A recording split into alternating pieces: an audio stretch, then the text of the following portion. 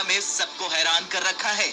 लेकिन अब खबर आ रही कि जापान से दुनिया की तीसरी बड़ी इकोनॉमी का ताज अब छिन गया है और जर्मनी इसे पीछे छोड़ते हुए अब थर्ड लार्जेस्ट इकोनॉमी बन गया है। गुरुवार को तमाम देशों की जीडीपी के आंकड़ों में ये बात सामने आई। बीते 2 तिमाहियों में जापान की जीडीपी में गिरावट का सिलसिला जारी है और इसका असर उसकी रैंकिंग पर पड़ा है। इसके साथ ही अमेरिकी डॉलर के मुकाबले येन की वैल्यू गिरने से स्थिति खराब हुई है।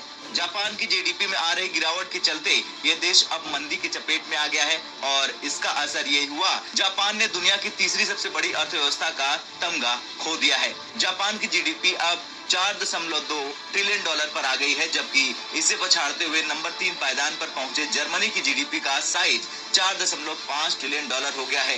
बीते अक्टूबर-दिसंबर की अवधि में जापान का जीडीपी सालाना आधार पर 0.4% तक गिर गया है। इससे पहले अक्टूबर महीने में आईएमएफ ने अनुमान जाहिर किया था कि अमेरिकी डॉलर के मापे जाने पर जर्मनी दुनिया की तीसरी सबसे बड़ी अर्थव्यवस्था के रूप में उभरकर सामने आ सकता है। जापान पीछे रह सकता है। रिपोर्ट के मुताबिक जापान के कैबिनेट कार्यालय की ओर से जो आंकड़े जारी किए गए हैं उनमें भी यही संकेत देखने को मिल रहा है कि देश ने दुनिया की तीसरी सबसे बड़ी अर्थव्यवस्था का अपना स्थान खो दिया है। जापान करेंसी की बात करें तो डॉलर के मुकाबले येन लगातार कमजोर हो रहा। साल 2022 में यहाँ ये 20% तक टूटी थी, तो वहीं साल 2023 में इसमें तकरीबन 7% तक की गिरावट देखने को मिली है। इन सब कारणों के चलते अब जापान से तीसरी बड़ी इकोनॉमी का तमगा छिन गया है। कमजोर घरेलू मांग के कारण दूसरी तिमाही में गिरावट के बाद जापान की अर्थव्यवस्था अप्रत्याशित रूप से मंदी की चपेट में आ गई, जिससे केंद्रीय बैंक पर नजर रखने वाले एक्सपर्टों को इस बात पर जोर देना पड़ा कि देश की नकारात्मक ब्याज दर नीति कब समाप्त होगी। गौरतलब है कि नेगेटिव इंटरेस्ट रेट्स को बनाए रखने के लिए बैंक ऑफ जापान के फैसले ने भी जापानी करेंसी येन में गिरावट में अहम रोल निभाया है।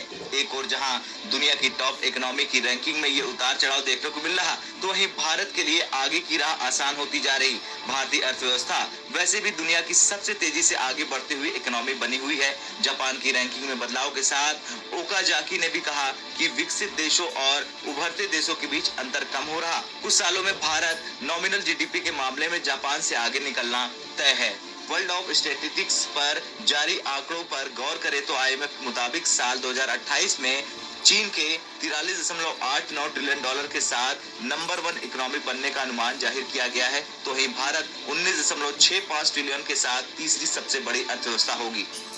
अब जिस तरह से ये आंकड़े सामने आ रहे हैं वो भारत की राह आसान कर रहे हैं। इसे लेकर आपका क्या कुछ कहना है, कमेंट कर जरूर बताएं। और आप ये भी बताएं कि क्या भारत डॉलर को अब पछाड़ सकता है।